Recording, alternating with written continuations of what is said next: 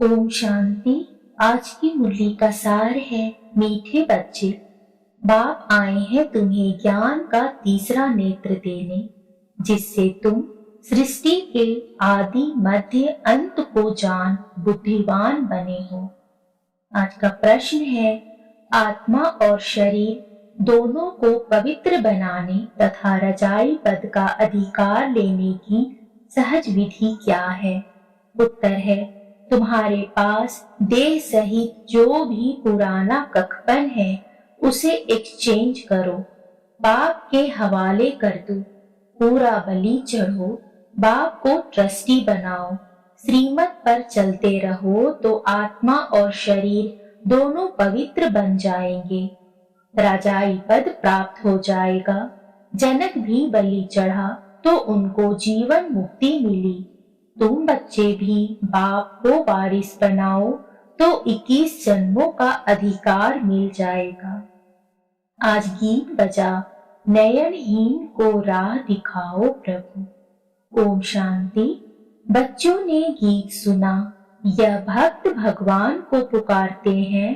भगवान को पूरा ना जानने के कारण मनुष्य कितना दुखी है, कितना माया मारते रहते हैं भक्ति मार्ग में। सिर्फ इस जन्म की बात नहीं, जब से भक्ति मार्ग शुरू हुआ है तब से धक्के खाते रहते हैं। भारत में ही पूज्य देवी देवताओं का राज्य था, जिसको स्वर्ग सचखंड कहा जाता था। अब भारत झूठ खंड है। भारत की महिमा बड़ी जबरदस्त है, क्योंकि भारत परम पिता परमात्मा का बर्थ प्लेस है। उसका असुल नाम शिव ही है। शिव जयंती मनाते हैं, रुद्र व सोमनाथ जयंती नहीं कहा जाता है। शिव जयंती या शिवरात्रि कहा जाता है। अब सभी नयनहीन बुद्धिहीन है, क्योंकि सब में 5 विकार प्रवेश है। रावण ने नयनहीन और बुद्धिहीन बनाया है। एक दो को दुख देते रहते हैं। भारत जब स्वर्ग था तो दुख का नाम नहीं था। स्वर्ग की स्थापना करने वाला है हेवनली गॉड फादर। अब सब भक्तों को भगवान तो जरूर एक होना चाहिए ना। सभी नयनहीन हैं, अर्थात ज्ञान के चक्षु व डिवाइन इंसाइट नहीं है। भगवान वाच, मैं तुमको राजयोग सिखाता हूँ। श्रीमद् भागवत गीता है मुख्य। श्री अर्थात श्रेष्ठ मत से अब तुमको बुद्धिवान बनाया जाता है। दिव्य चक्षु अर्थात ज्ञान का तीसरा नेत्र देते हैं। वास्तव में ज्ञान का तीसरा नेत्र तुम ब्राह्मणों को मिलता है, जिससे तुम बाप को और बाप की रचना के आदि मध्य अंत को जान जाते हो। इस समय सर्वव्यापी है देह, अहंकार व 5 विकार, इसलिए सभी घोर अंधियारे में हैं। तुम बच्चों के पास रोशनी है। तुम्हारी आत्मा सारे वर्ल्ड की हिस्ट्री ज्योग्राफी को जान गई है। आगे तुम सब अज्ञान में थे। ज्ञान अंजन सतगुरु दिया, अज्ञान अंधेर विनाश। जो पूज्य थे वही फिर पुजारी बन पड़े हैं। पूज्य है रोशनी में, पुजारी है अंधेरे में। परमात्मा को आपे ही पूज्य, आपे ही पुजारी नहीं कह सकते। वह तो है ही परम पूज्य, सबको पूज्य बनाने वाला। उनको कहा जाता है परम पूज्य परम पिता परमात्मा। कृष्ण को थोड़े ही ऐसे कहेंगे, उनको सब गॉड फादर नहीं कहेंगे। निराकार गॉड को ही सब गॉड फादर कहते हैं। वह भी आत्मा, परंतु परम है, इसलिए उनको परम पिता परमात्मा कहा जाता है। आत्मा और परमात्मा का रूप एक ही है। जरूर हम आत्मा हैं, वह परम आत्मा सदैव परम धाम में रहने वाला है। अंग्रेजी में उनको सुप्रीम सोल कहा जाता है। बाप कहते हैं, तुम गाते भी हो, आत्मा परमात्मा अलग रहे बहुकाल। ऐसे नहीं, परमात्मा परमात्मा से अलग रहे बहुकाल। नहीं, पहले नंबर का अज्ञान है आत्मा सो परमात्मा। परमात्मा सो आत्मा कहना, आत्मा जो जन्म मरण में आती है, परमात्मा थोड़े ही पुनर्जन्म में आते हैं। बाप बैठ समझाते हैं, तुम भारतवासी स्वर्गवासी पूज्य थे। यह सारी ईश्वरीय फैमिली हो गई ना। अच्छा, भला यह तो बताओ, तुम माता पिता किसको कहते हो? यह कौन कहते हैं? आत्मा कहती है, तुम माता पिता। तुम्हारी कृपा से स्वर्ग के सुख घनेरे हमको स्वर्ग में मिले हुए थे। तो माता पिता आकर स्वर्ग की स्थापना करते हो, तो हम आपके बच्चे बनते हैं। बाप कहते हैं, मैं संगम पर ही आकर राजयोग सिखलाता हूँ नई दुनिया के लिए। बाप आकर समझाते हैं, तुम मुझे भूल गए हो। मेरी तो शिव जयंती भी भारत में मनाते हो ना। गाया भी जाता है शिवरात्रि। कौन सी रात्रि? यह ब्रह्मा की बेहद की रात है। संगम पर आकर रात से दिन अर्थात नर्क से स्वर्ग बनाते हैं। शिवरात्रि के अर्थ का भी कोई को पता नहीं है। भगवान है निराकार। मनुष्य के तो जन्म बाई जन्म शरीर के नाम बदलते हैं। परमात्मा कहते हैं, मेरा शारीरिक नाम ही नहीं है, मेरा नाम शिव ही है। मैं सिर्फ बूढ़े वानप्रस्थ तन का आधार लेता हूँ। यह पूज्य था, अब पुजारी बना है। शिव बाबा आकर स्वर्ग रचते हैं। हम उनके बच्चे हैं तो जरूर हम स्वर्ग के मालिक होने चाहिए ना।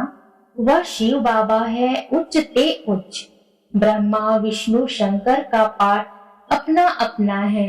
हर एक एक्टर का पाठ अपना है। हर एक आत्मा में अपना सुख का पाठ लूंधा हुआ है।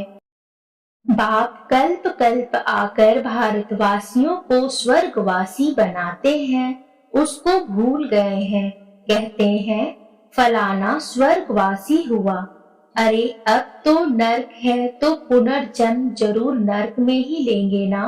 तो फिर तुम उनको नर्क का भोजन क्यों खिलाते हो? स्वर्ग में तो अथाह वैभव है, फिर उनकी आत्मा को मंगाकर नर्क का भोजन क्यों खिलाते हो? पतित ब्राह्मण को खिलाते हो, प्याज आदि खिलाते हो, वहाँ थोड़ी ही यह होता है। तो देखो भारत की क्या हालत हो गई है। भगवानुवाच, अब मैं तुमको ज्ञान का तीसरा नेत्र देता हूँ, फिर से राजाओं का राजा बनेंगे। देवी देवताएं 84 जन्म भोग राज्य से पुजारी बन गए हैं। तुम जानते हो हम शिव बाबा के वारिस बने थे।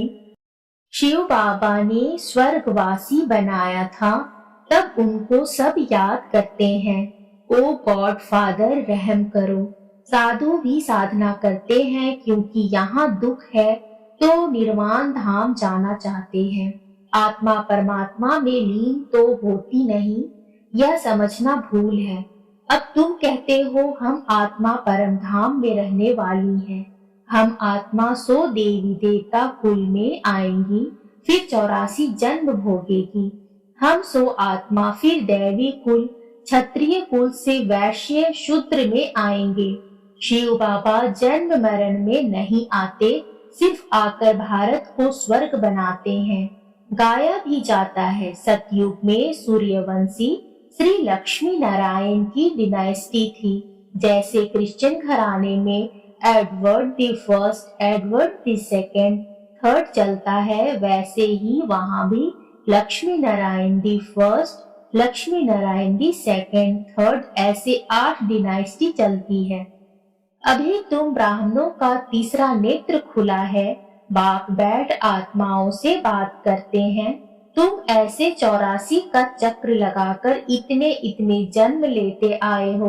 वर्णों का भी एक चित्र बनाते हैं जिसमें देवता क्षत्रिय वैश्य शूद्र बनाते हैं। अब तुम जानते हो हम सो ब्राह्मण चोटी हैं। इस समय हम हैं ईश्वरीय औलाद प्रैक्टिकल में। इस समय राजयोग और ज्ञान से हमको सुख घनेरे मिलते हैं। कोई तो सूर्यवंशी राजा रानी का वर्षा लेते हैं, कोई चंद्रवंशी का। सारी किंगडम स्थापन हो रही है। हर एक अपने पुरुषार्थ से वह पद पाएंगे। कोई अगर पूछे कि अभी पढ़ते पढ़ते हमारा शरीर छूट जाए तो क्या पद मिलेगा, तो बाबा बतला सकते हैं योग से ही आयु बढ़ती है, विकर्म विनाश होते हैं और कोई उपाय पतित से पावन बनाने का है नहीं। पतित पावन कहने से ही भगवान याद आता है। भगवान है कौन यह नहीं जानते। बाप कहते हैं मैं आता ही भारत में हूँ, यह मेरा बर्थ प्लेस है। सोमनाथ का मंदिर कितना आलीशान था, यह बाप ही बच्चों को समझाते हैं, जिसके फिर बाद में शास्त्र बनते हैं। भक्ति मार्ग में ही यह यादगार बनना शुरू होते हैं। जब पुजारी बनते हैं तो पहले पहले सोमनाथ का मंदिर बनाते हैं। भारत तो सतयुग त्रेता में बहुत साहूकार था, मंदिरों में अथाह धन था। भारत हीरे तुल्य था, अब तो कंगाल कौड़ी तुल्य है। फिर आकर बाप भारत को हीरे तुल्य बनाते हैं। सारा झाड़ जड़ जड़ी भूत अवस्था में पाया हुआ है। बाप कहते हैं अपनी शक्ल तो देखो, लक्ष्मी नारायण को वरने लायक हो। नारद की कहानी है ना, पतित आत्मा पवित्र लक्ष्मी अथवा नारायण को कैसे वर सकेगी। विकार में गए तो फिर पासपोर्ट कैंसिल हो जाता है।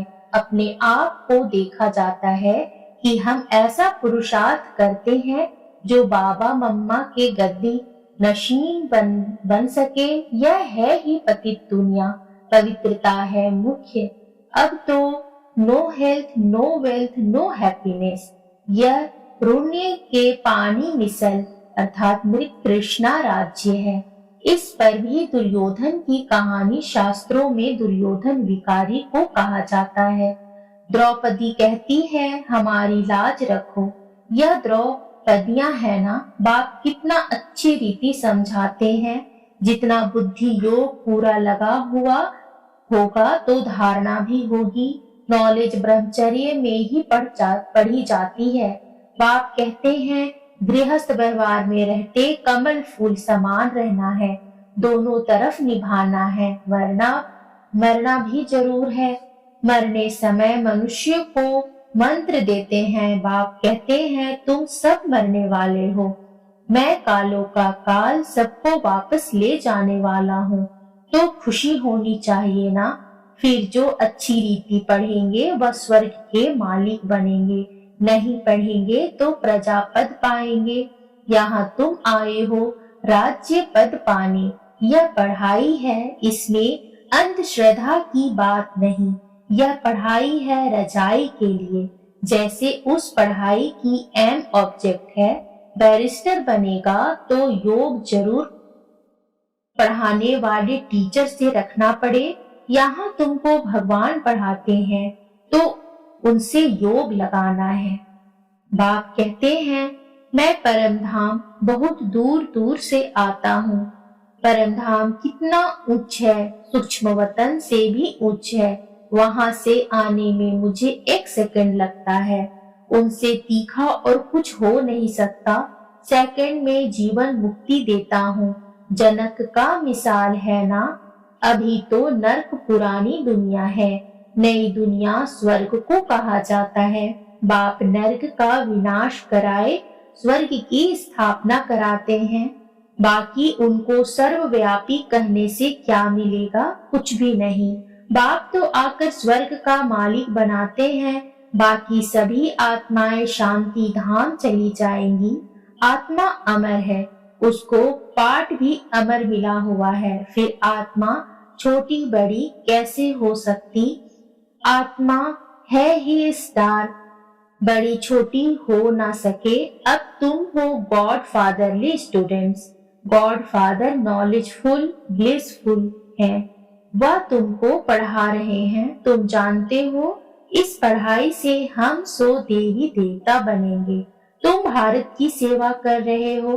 पहले पहले तो बाप का बनना है और जगह तो गुरु के पास जाते हैं, उनके बनते हैं अथवा उसे अपना गुरु बनाते हैं।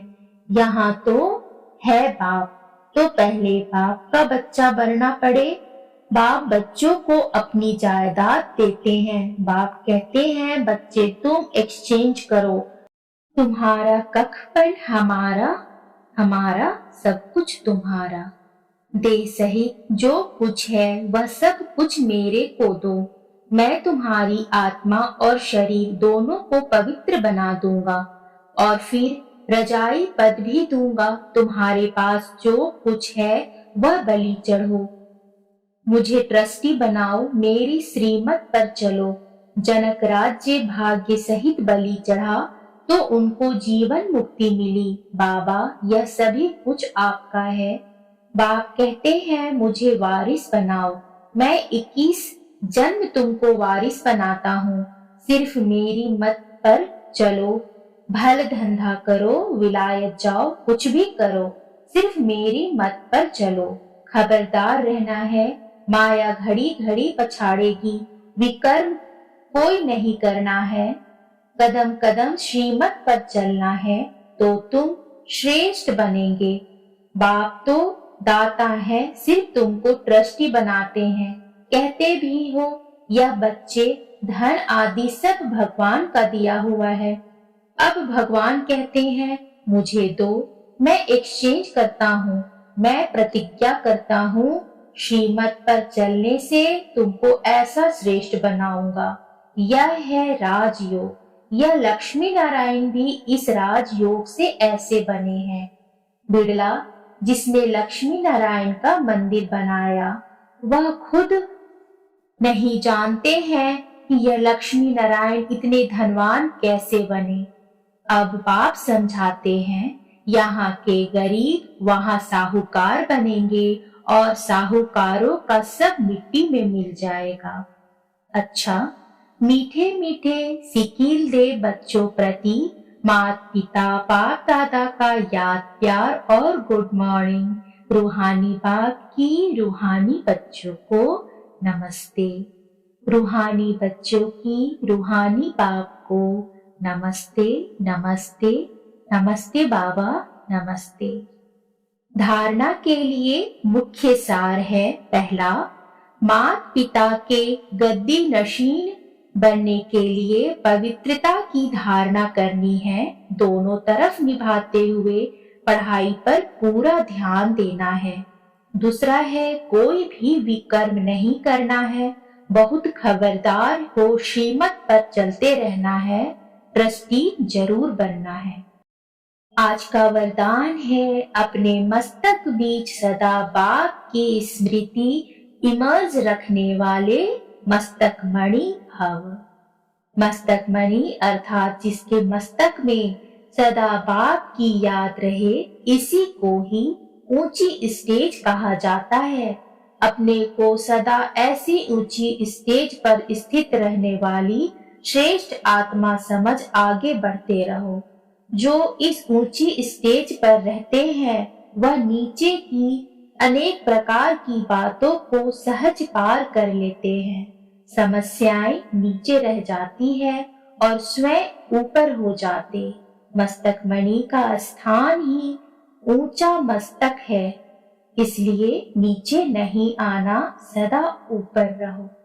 आज का स्लोगन है, बेफिक्र बादशाह की स्थिति का अनुभव करना है तो मेरे को तेरे में परिवर्तन कर दो। ओम शांति।